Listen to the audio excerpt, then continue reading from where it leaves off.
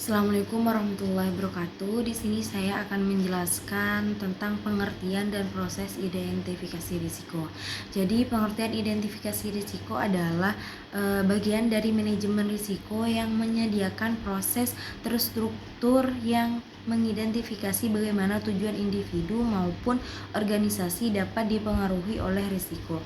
Nah, proses identifikasi risiko itu harus mengidentifikasi kejadian yang tidak diinginkan, hasil yang tidak diinginkan, ancaman yang muncul, serta peluang yang ada dan yang akan muncul.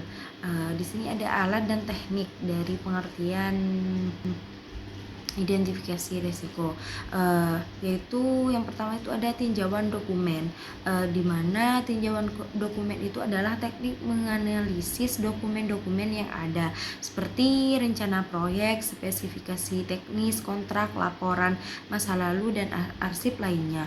Tujuannya itu untuk melihat apakah ada ketidaksesuaian antara rencana dengan pelaksanaan, atau mencari potensi masalah dari catatan sejarah proyek sebelumnya.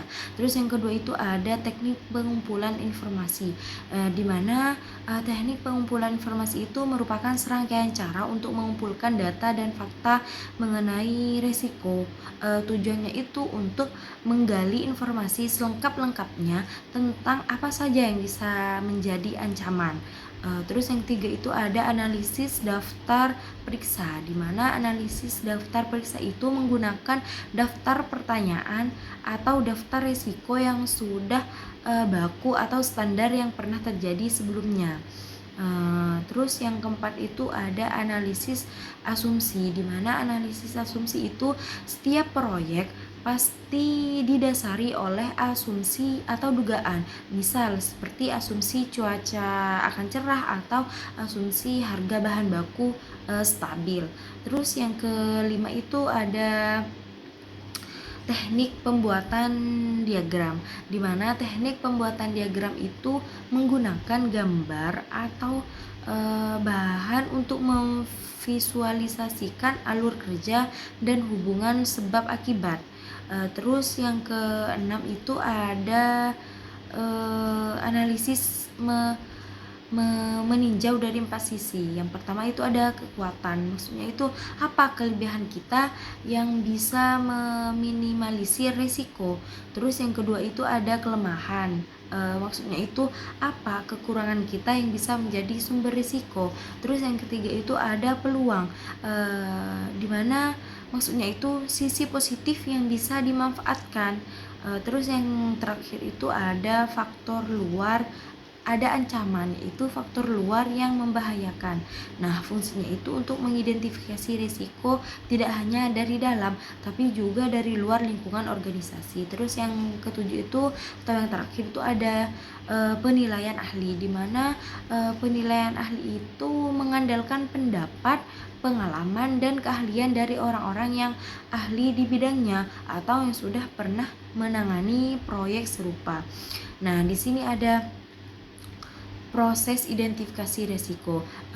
Di sini yang pertama yaitu ada menentukan unit risiko, di mana menentukan unit risiko itu menentukan objek atau area mana yang akan diperiksa dan diamati, misalnya seperti bagian produksi, gudang, atau keuangan. Terus yang kedua itu ada memahami proses bisnis, di mana memahami proses bisnis itu mempelajari alur kerja dan sistem yang berjalan mulai dari awal sampai akhir, agar kita itu tahu bagaimana aktivitas tersebut dilakukan.